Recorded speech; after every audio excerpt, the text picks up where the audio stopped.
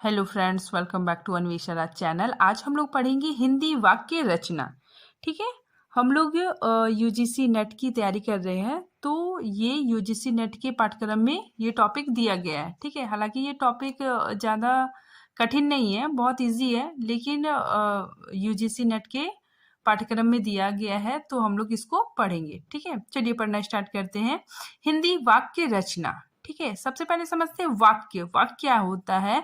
सार्थक शब्दों का व्यवस्थित समूह वाक्य कहलाता है। ठीक है, सार्थक शब्दों का जो व्यवस्थित समूह है उसी को हम लोग वाक्य कहते हैं। ठीक है, वाक्य के अनिवार्य तत्व कौन कौन है देखिए। कर्मबद्धता, सार्थकता, आकांक्षा, योग्यता, निकटता, पद, कर्म और अन्वय। ठीक है, तो ये सारे वाक्य के अनिवार्य तत्व हैं। सबसे पहले है कर्मबद्धता। ठीक है, कर्मबद्धता क्या होता है कि उचित कर्म में होना चाहिए। ठीक है, वाक्य क्या होना चाहिए? उचित कर्म में होना अनिवार्य है। ठीक है, जैसे देखिए राम गया। ठीक है, अगर हम लोग लिखते हैं राम गया तो ये करेक्ट है। ठीक है, अगर हम लोग लिख देते गया राम, ठीक है, तो शब्दों का उलटफेर करेंगे तो क्रम से नहीं होगा, तो ये वाक्य नहीं होगा। ठीक है, ये गलत हो जाएगा। ठीक है, नेक्स्ट देखिए सार्थकता। वाक्य के शब्द सार्थक होने चाहिए। ठीक है, वाक्य के जो शब्द होंगे वो सार्थक होने चाहिए, उसका कोई मीनिंग निकलना चाहिए। ठीक है, जैसे देखिए मोहन फल खाता है। ठीक है, तो ये करेक्ट सेंटेंस है। अगर हम उसको उसी को लिखते हैं कि मोहन खाता है फल, ठीक है, तो इसमें मतलब सेंटेंस का कोई सार्थक मीनिंग नहीं निकल रहा है, तो ये सेंटेंस नहीं होगा। ठीक है, वाक्य नहीं होगा। आगे देखिए योग्यता। योग्यता में क्या है कि वाक्यों की पूर्णता के लिए उसके पदों, पात्रों, घटनाओं आदि का उनके अनुकूल होना अनिवार्य है। ठीक है, देखिए इसमें कि वाक्य प्राकृतिक विरुद्ध नहीं होना चाहिए। ठीक है, मतलब इसमें बताया जा रहा है कि जो वाक्य हो वो मतलब प्राकृतिक के विरुद्ध नहीं होना चाहिए। ठीक है, जैसे एग्जांपल देखिए मैं आम खाता हूँ। ठीक है, ये सही है, लेकिन हम उसी को लिखते हैं कि मैं आँख खाता हूँ, तो ये बहुत ही मतलब अटपटांग हो जाएगा। ठीक है, तो ये गलत हो जाएगा। ठीक है, नेक्स्ट देखिए बात, समाज, इतिहास, भूगोल, विज्ञान आदि के विरुद्ध वाक्य नहीं होना चाहिए। ठीक है, जैसे देखिए भारत की राजधानी कहाँ है? दिल्ली है। ठीक है, अगर हम उसको वही लिख दें कि भारत की राजधानी आगरा है, ठीक है, तो ये मतलब गलत है। ठीक है, सेंटेंस तो सही है, लेकिन इसका ये मतलब पूरी तरह से गलत है, तो ये भी मतलब वाक्य नहीं कहा जाएगा। ठीक है, फिर आगे देखिए आकांक्षा। आकांक्षा में क्या है? आकांक्षा का मतलब होता है इच्छा। यदि वाक्य में आकांक्षा यानी दूसरा पद जानने की इच्छा शेष रह जाए, ठीक है, तो वो भी वाक्य अधूरा माना जाएगा। ठीक है, मतलब जानने की इच्छा अगर शेष रह जाए तो वो अधूरा वाक्य कहा जाएगा। ठीक है, जैसे हम लोग लिखते हैं खाता। ठीक है, तो उसमें एग्जैक्ट पता नहीं चल रहा है कि क्या खाता है। ठीक है, तो उसमें जानने की इच्छा शेष रह जाती है। ठीक है, तो वो खाता का मीनिंग मतलब कुछ और भी समझ सकते हैं कि बैंक का खाता भी है। तो इस तरह वाक्यों में आकांक्षा भी होना चाहिए। यहाँ पे देखिए खाता है। ठीक है, खाता है तो इससे क्या अर्थ निकलता है कि खाना खाता है या फिर बैंक का खाता है। ठीक है, तो इसमें जानने की इच्छा शेष रह जाती है, तो ये आकांक्षा कहलाएगी। ठीक है, नेक्स्ट देखिए वाक्य में निकटता होना चाहिए।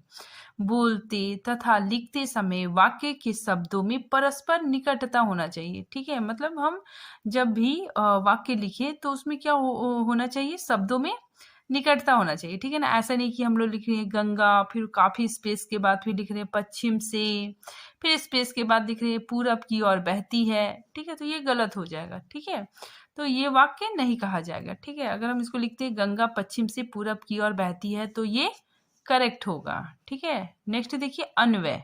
अन्वय का मतलब क्या होता है? मेल। ठीक है, वाक्य में लिंग, वचन, पुरुष, काल, कारक, क्रिया आदि इन सब का मेल होना चाहिए। ठीक है, तो वाक्य में लिंग, वचन, पुरुष, कारक का भी मेल होना चाहिए। ठीक है, देखिए एग्जाम्पल राम और उसके दोस्त जा रहा है। ठीक है, अगर हम ऐसे लिख रहे हैं तो मतलब सेंटेंस गलत होगा। ठीक है, अगर हम लिख रहे हैं राम और उसके दोस्त जा रहे हैं, तो ये क्या हो गया, सही हो गया। ठीक है, तो इसमें ठीक ठीक मेल होना चाहिए लिंग वचन पुरुष कारक के आधार पर। ठीक है, अब हम लोग देखते हैं वाक्य के अंग। तो वाक्य के मुख्यतः दो अंग होते हैं। ठीक है, पहला उद्देश्य, ठीक है, इंग्लिश में इसको सब्जेक्ट बोलते हैं, और दूसरा विधेय। ठीक है, और सबसे पहले हम लोग देखते हैं उद्देश्य। उद्देश्य क्या होता है कि वाक्य में जिसके विषय में बात की जा रही है वो उद्देश्य होता है। ठीक है, मतलब जिसके बारे में, मतलब कर्ता के बारे में कुछ बताया जा रहा है तो उसी को हम लोग उद्देश्य कहते हैं। जैसे एग्जाम्पल देखिए, अनुराग खेलता है। ठीक है, तो अनुराग क्या हो जाएगा, उद्देश्य हो जाएगा। ठीक है, फिर पूनम किताब पढ़ती है, तो पूनम क्या हो जाएगा, उद्देश्य हो जाएगा। ठीक है, विधेय, विधेय किसे कहते हैं, देखिए उद्देश्य के विषय में जो कुछ कहा जाता है, ठीक है, उसे विधेय कहते हैं। ठीक है, तो जो करता है, ठीक है, वाक्य में जो करता है, ठीक है, उसको अलग करके, ठीक है, अलग करके वाक्य में जो कुछ भी शेष बच जाता है वो विधेय कहलाता है। ठीक है, जैसे एग्जाम्पल देखिए, उदाहरण, रोहन झगड़ रहा था। ठीक है, तो रोहन क्या है, मेरा उद्देश्य है, और झगड़ रहा था ये क्या है, विधेय है। ठीक है, नेक्स्ट देखिए, पूनम सितार बजा रही थी। ठीक है, तो सितार बजा रही थी क्या हो जाएगा, विधेय हो जाएगा।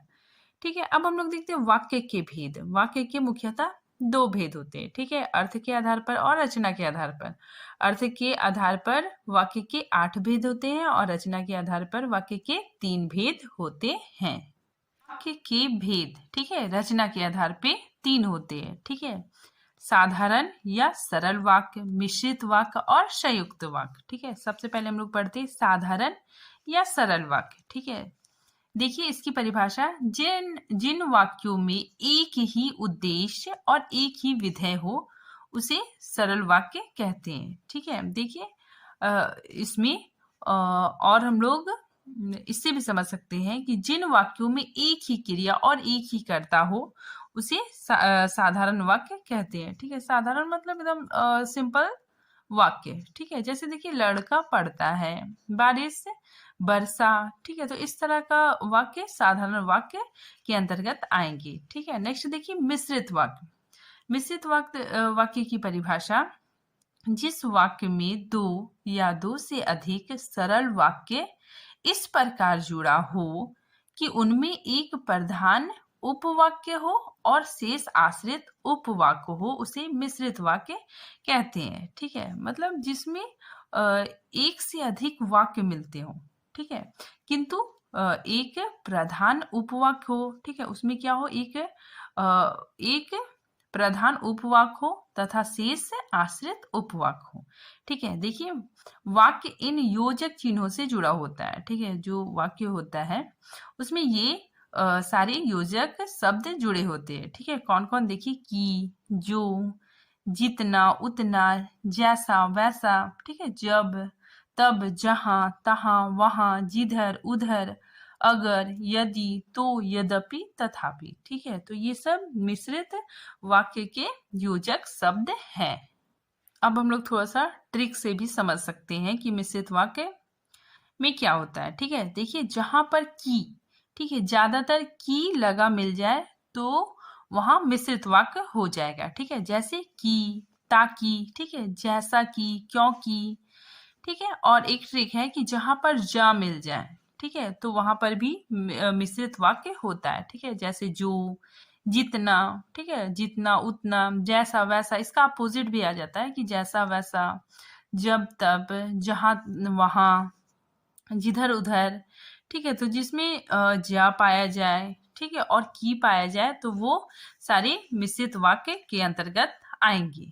ठीक है, अब देखिए, यद्यपि और तथापि, ये बहुत इंपॉर्टेंट है। ठीक है, ये मतलब यहाँ से क्वेश्चन आ ही जाता है, तो आप लोग याद रखिएगा, यद्यपि और तथापि मिश्रित वाक्य है। ठीक है, जो ही, तो ही, ये सब मिश्रित वाक्य के अंतर्गत आएंगे। ठीक है, यहाँ पे उदाहरण देखते हैं, श्याम ने लिखा है कि, देखिए यहाँ पे की आ गया।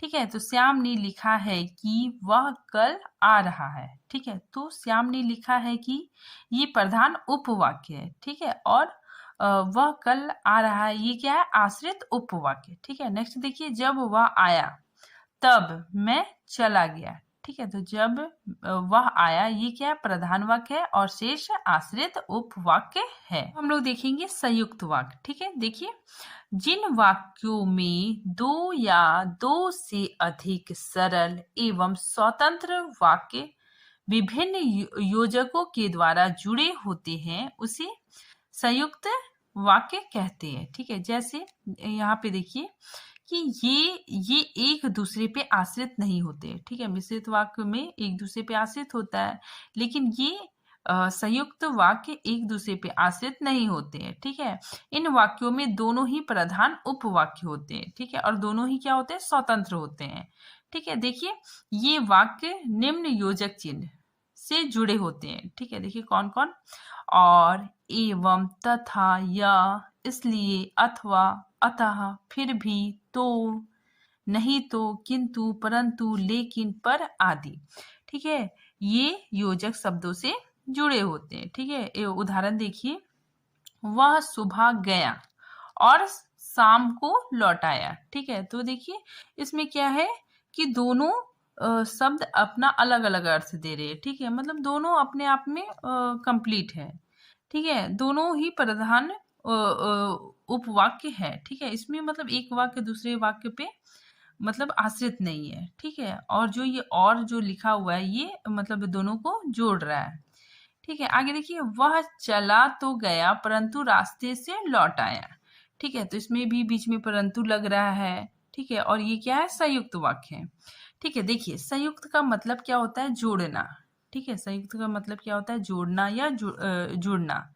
ठीक है, देखिए, एक से ज्यादा सरल वाक्य को जोड़ देता है। ठीक है, इसमें क्या है, एक से ज्यादा सरल वाक्य को जोड़ देते हैं तो वह संयुक्त वाक्य हो जाता है। अर्थ के आधार पर वाक्य के 8 भेद होते हैं। ठीक है, चलिए हम लोग एक एक करके पढ़ते हैं। ठीक है, सबसे पहले विधानवाचक या विधिवाचक। ठीक है, वे वाक्य जिनसे किसी बात या कार्य होने का बोध होता है। ठीक है, मतलब वे वाक्य जिससे किसी कार्य के होने का बोध होता है, वो विधिवाचक या फिर विधानवाचक वाक्य कहलाता है। ठीक है, जैसे देखिए, श्याम आया, तुम जा रहे हो।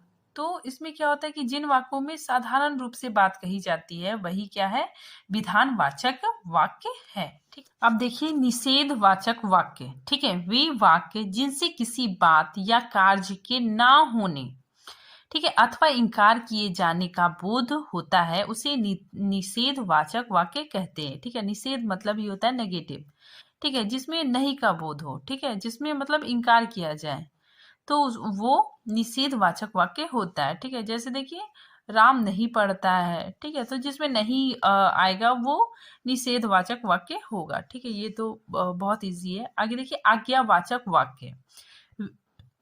वे वाक्य जिनसे किसी प्रकार की आज्ञा प्रार्थना का बोध होता है, उसे आज्ञावाचक वाक्य कहते हैं। ठीक है, देखिए उदाहरण, श्याम पानी लाओ। ठीक है, तो हम किसी को मतलब आज्ञा दे रहे हैं कि जाओ मेरे लिए पानी लेके आओ। ठीक है, तो श्याम पानी लाओ। तो इस तरह के वाक्य आज्ञावाचक वाक्य कहलाएंगे। ठीक है, नेक्स्ट देखिए, विस्मय वाचक वाक्य। ठीक है, देखिए, वे वाक्य जिनसे किसी प्रकार का विस्मय, विस्मय मतलब आश्चर्य, ठीक है, हर्ष, दुख, आश्चर्य आदि का बोध हो, उसे विस्मयादि बोधक वाक्य कहते हैं। ठीक है, विस्मयादि बोधक और विस्मय वाचक दोनों सेम ही है। ठीक है, तो इसमें क्या होता है कि हर्ष, दुख, आश्चर्य का बोध हो तो उसमें विस्मय वाचक वाक्य कहलाता है। ठीक है, जैसे उदाहरण देखिए, आह कितना सुंदर दृश्य है। ठीक है, तो इसमें आश्चर्य का भाव हो रहा है, तो ये विस्मयवाचक वाक्य कहलाता है। अब देखिए, संदेहवाचक वाक्य। ठीक है, वे वाक्य जिनसे किसी प्रकार का संदेह या भ्रम या संभावना का बोध होता हो, वहां संदेह वाचक वाक्य होता है। ठीक है, जैसे देखिए उदाहरण, वह अब जा चुका होगा। ठीक है, तो इसमें हमको संदेह लग रहा है। ठीक है, प्लस हम लोग मतलब अनुमान भी लगा रहे हैं। ठीक है, कि वह अब जा चुका होगा। ठीक है, नेक्स्ट देखिए, इच्छावाचक वाक्य।